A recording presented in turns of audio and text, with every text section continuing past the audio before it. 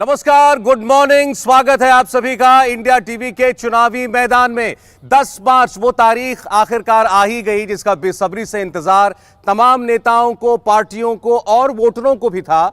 आज 5 राज्यों का फैसला होने जा रहा है जिसमें सबसे बड़ा राज्य उत्तर प्रदेश शामिल है और सबकी निगाहें इस बात पर टिकी हैं कि आखिर यूपी में क्या होगा। योगी आदित्यनाथ क्या 4 दशक का रिकॉर्ड तोड़कर एक बार फिर मुख्यमंत्री बन सकते हैं या फिर अखिलेश यादव की 5 साल के बाद वापसी होगी? क्या मायावती कोई सरप्राइज देंगी? तमाम सवाल हैं और आज इंडिया टीवी के इसी चुनावी मैदान से दिन भर लगातार नॉन स्टॉप आप तक चुनावों की गिनती का एक एक अपडेट, एक एक रुझान, ट्रेंड और अंत में नतीजे पहुंचेंगे सबसे पहले। यह हमारा आपसे वादा है। आपको बता दें, हमने आपके लिए खास तैयारियां की हैं, सिर्फ उत्तर प्रदेश के लिए ही नहीं बल्कि उत्तर प्रदेश समेत तमाम 5 राज्यों में चुनाव की वोटों की गिनती के लिए। इस चुनावी मैदान में रिले रेस की तरह आप तक पहुंचती रहेंगी ताबड़तोड़ खबरें और हम आपको बताएंगे किस राज्य में कौन चल रहा है आगे, कौन चल रहा है पीछे। ठीक इसी तरह ड्रोन्स उड़ते रहेंगे, खबरें आती रहेंगी, आपको पता चलता रहेगा किस राज्य में क्या हो रहा है। उत्तर प्रदेश के अलग अलग क्षेत्रों में, अलग अलग जिलों की सीटों पर कौन आगे कौन पीछे, कहां भाजपा, कहां सपा, कहां बसपा, कहां कांग्रेस, असदुद्दीन ओवैसी का कोई जोर चलेगा या नहीं चलेगा, सारी बातें आपके सामने साफ हो जाएंगी।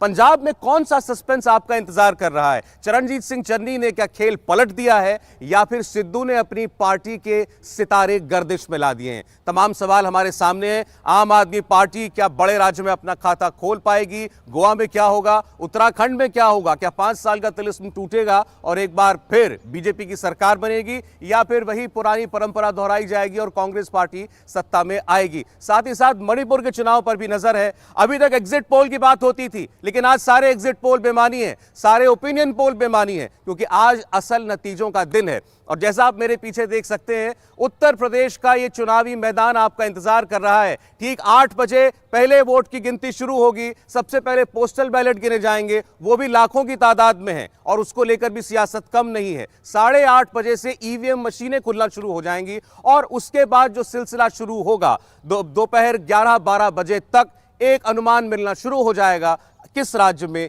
किसकी सरकार। अब मैं आपको लेकर चल रहा हूं इंडिया टीवी के चुनावी मैदान में, हमारे उन अलग अलग कैंप्स में जहां हम आपको बताएंगे उत्तर प्रदेश के अलग अलग क्षेत्रों की तस्वीर। चलते हैं सीधे पूर्वांचल की ओर। पूर्वांचल में हमारे 2 साथी मौजूद है और एक बात मैं आपको और बता दूं, आप हमारे जितने साथियां देख रहे हैं, हमारे साथी एंकर्स, रिपोर्टर्स, ये वो लोग हैं जो खुद फील्ड में गए हैं, जिन्होंने चुनाव को कवर किया है। उत्तर प्रदेश की 403 सीटों में हर सीट पर जाकर हमारे किसी ना किसी संवाददाता ने वहां की नब्ज टटोली है और इसीलिए ये आपको बता सकते हैं कि वहां क्या होने जा रहा है। पूर्वांचल से शुरुआत करेंगे। नीतीश चंद्र पवन नारा हमारे साथ हैं।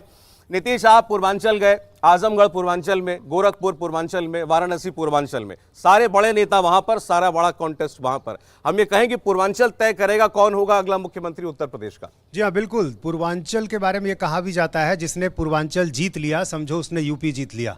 तो ये पूर्वांचल ऐसा इलाका है जहां सारे बड़े चेहरे हैं और वो ये चेहरे हैं जो यूपी चुनाव की दिशा तय करते हैं। आप देखिए, वाराणसी प्रधानमंत्री नरेंद्र मोदी का इलाका, गोरखपुर योगी आदित्यनाथ और अखिलेश यादव की आजमगढ़।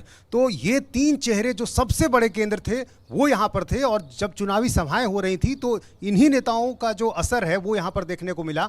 तो निश्चित रूप से पूर्वांचल जो है सबसे अहम होगा और मुझे लगता है कि जो नतीजे आएंगे वो थोड़ी देर में पता चल ही जाएंगे। लेकिन मुझे लगता है कि पूर्वांचल में जिस तरह से पिछली बार बीजेपी ने प्रदर्शन किया था, कमोबेश वही स्थिति रहेगी। कोई सरप्राइज आपके हिसाब से नहीं होना चाहिए? मुझे नहीं लगता कि बहुत ज्यादा कुछ बदलाव रहेगा। ठीक है, पवन आप भी गए पूर्वांचल में। वाराणसी सांस्कृतिक राजधानी मानी जाती है। दूसरी बात यह कि ओबीसी को लेकर, नॉन यादव ओबीसी को लेकर बहुत बड़ी चर्चा रही थी। तो इसी इलाके में वो नॉन यादव ओबीसी और फैक्टर्स हैं जिनका दल बदल में सबसे ज्यादा तस्वीर दिखी, चर्चा हुई।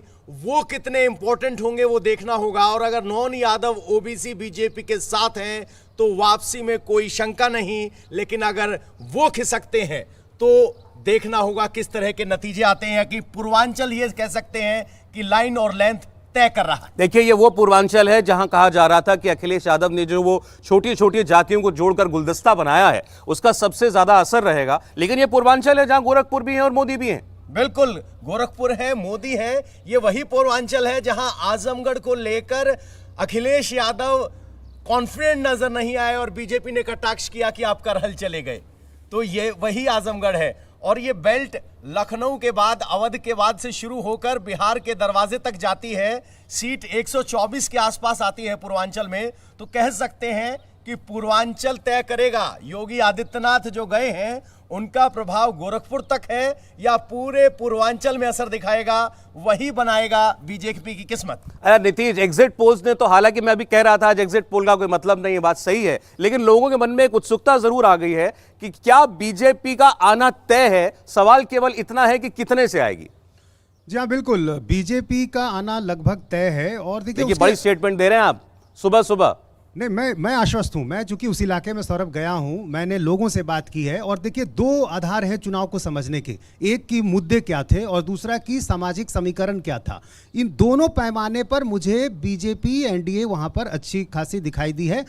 ये हो सकता है कि उसमें थोड़ी बहुत कमी हो, लेकिन मुझे सरकार बनते दिखाई दे रही है बीजेपी की। और जैसा कि पवन भी कह रहे थे कि जो सोशल इक्वेशन है, आप उसमें देखिए कि जो नॉन यादव ओबीसी है, ये बहुत बड़ा तबका है। इसकी जो संख्या है वो कम नहीं है, 35% से भी ज्यादा। और ये बिल्कुल एक साइलेंट रहता है, वो मुखर बहुत ज्यादा नहीं होता है। तो इसी के लिए तो अखिलेश यादव सबको अपने साथ लिया है ना, सैनी, कुशवाहा, मौर्य, सबको। लेकिन यही मैं कह रहा था कि भले वो नेता गए हैं, लेकिन क्या वोटर भी उनके पीछे पीछे चला गया? ऐसा नहीं है, ऐसा नहीं है। ये मैंने देखा है कि जो राजभर छोड़ के गए, चाहे वो स्वामी प्रसाद मौर्य छोड़कर गए, लेकिन उनकी जाति के वोटरों से जब मैंने बात की तो उन्होंने कहा कि नहीं, हमें फ्री राशन मिल रहा है, हम इससे खुश हैं, कोई जरूरी नहीं कि हम उनके साथ जाएं। जरूर बंटवारा हुआ है, ये नहीं है कि बंटवारा नहीं हुआ है, ये पूरी तरह से बीजेपी के साथ नहीं आया है, लेकिन एक बड़ा हिस्सा जो है बीजेपी के साथ खड़ा दिखाई दिया है और वो मुद्दों के आधार पर दिखाई दिया है। चलिए, आपका असेसमेंट है कि आज बीजेपी को, योगी आदित्यनाथ को ज्यादा मुश्किल नहीं होनी चाहिए दोबारा सत्ता में आने में और रिकॉर्ड तोड़ने में। अब आप आ रहे हैं पश्चिमी उत्तर प्रदेश में, वेस्टर्न यूपी में, जहां से ये चुनाव शुरू हुआ था। विजय लक्ष्मी हमारे साथ हैं, गोनिका अरोड़ा हमारे साथ हैं। आप दोनों गई हैं मैदान में। विजय लक्ष्मी ने तो पंजाब खूब कवर किया है, तो मैं इनसे पंजाब के बारे में भी पूछूंगा। भले ही खड़ी हैं वेस्टर्न यूपी के सामने, लेकिन वेस्टर्न यूपी से भी रास्ता निकलता है पंजाब का। अच्छा गोनिका, पहले मुझे ये बताइए, जहां से चुनाव शुरू हुआ बहुत गर्मी थी चुनाव में।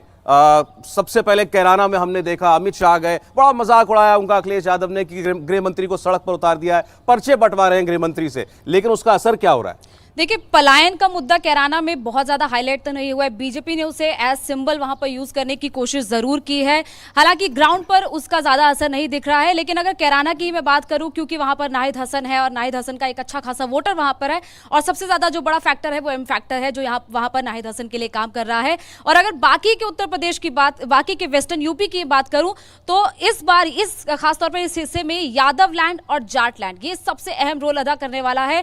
और जैसा कि नीतीश ने भी, जैसे कि आपने भी कहा कि पूर्वांचल ये तय करता है कि मुख्यमंत्री कौन बनेगा, लेकिन मुख्यमंत्री की आकांक्षा रखने वाले अखिलेश यादव यहां से चुनाव लड़ रहे हैं। करहल से वो इस बार मैदान में हैं, उनके चाचा शिवपाल यादव जसवंत नगर से हैं। ये दोनों सीटों पर सबसे ज्यादा नजर रहेगी। आप वेस्टर्न यूपी में आप तो घूम के आई हैं, आप अगर शुरू करें जहां से आप कह रही हैं, मेरठ, मुजफ्फरनगर, बागपत, शामली और सहारनपुर तक, ये एक बेल्ट है जिसमें आपने कहा कि जाट फैक्टर भी चलेगा, मुस्लिम फैक्टर भी चलेगा। और दूसरी ओर अगर आप ब्रिज से आगे बढ़ती चली जाएंगी तो फिर आप जाते हैं उस बेल्ट में जहां पर यादवों का गढ़ है।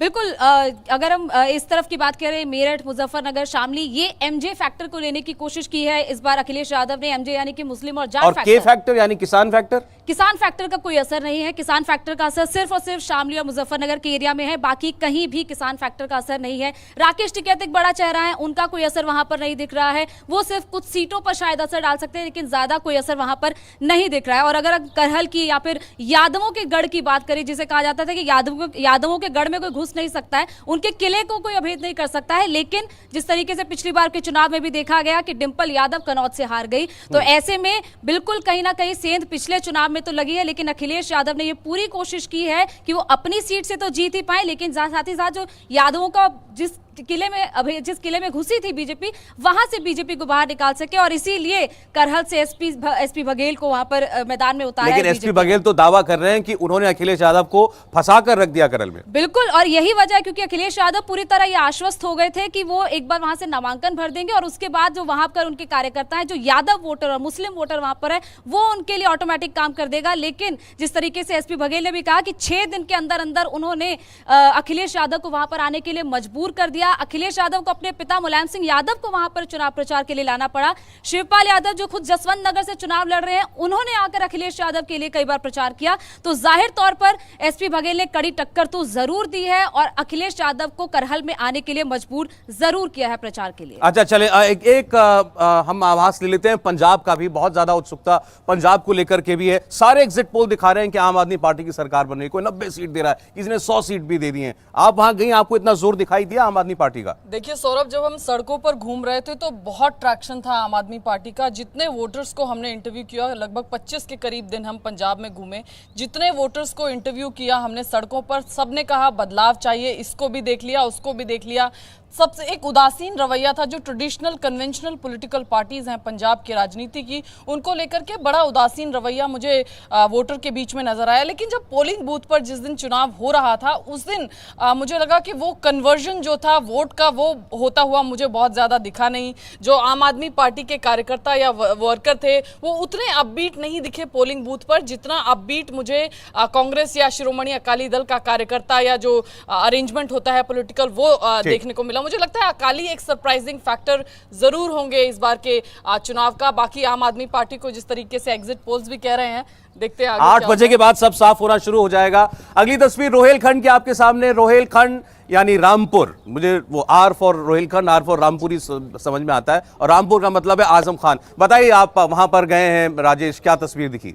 देखिए, आजम खान का किला है रामपुर। पिछले बार बीजेपी ने उस किले में भी सेंध लगा दी थी और 5 में से उस जिले में 2 सीटें जीत ली थी। इस बार बीजेपी वो कर पाएगी या नहीं कर पाएगी, ये सबसे बड़ा सवाल है। वो एक देखने वाली बात होगी। फिर बीजेपी ने तो पूरा जोर लगाया। अगर आजम खान की सीट की बात करें तो आकाश सक्सेना ने पूरे जोर से चुनाव लड़ा है, पूरे दम से चुनाव लड़ा है। लेकिन वो वोट कितना हासिल कर पाते हैं, आजम खान को कितना चुनौती दे पाते हैं, वो थोड़ी देर में साफ होगा। मुसलमान मतदाता, जो कि समाजवादी पार्टी का कोर वोट बैंक रहा है सौरभ, वो आजमगढ़ में या बगल वाली सीट जो है स्वार टांडा, जहां से आजम खान के बेटे चुनाव लड़ रहे हैं, वहां बहुआयत में है। स्वार टांडा में 1.5 लाख से ज्यादा मुसलमान वोट है, 90,000 रामपुर में वोट हैं। तो ये इस वोट बैंक पर आजम खान जो है वो पूरी तरीके से पकड़ बनाए हुए हैं। ये जमीन पर नजर आ रहा था, सिंपैथी भी मिल रही थी। जो वो जेल में है उसकी सिंपैथी भी मिल रही थी। लेकिन आजम खान का कद कम करने की कोशिश अखिलेश यादव ने की है और वो वहां दिख रहा था।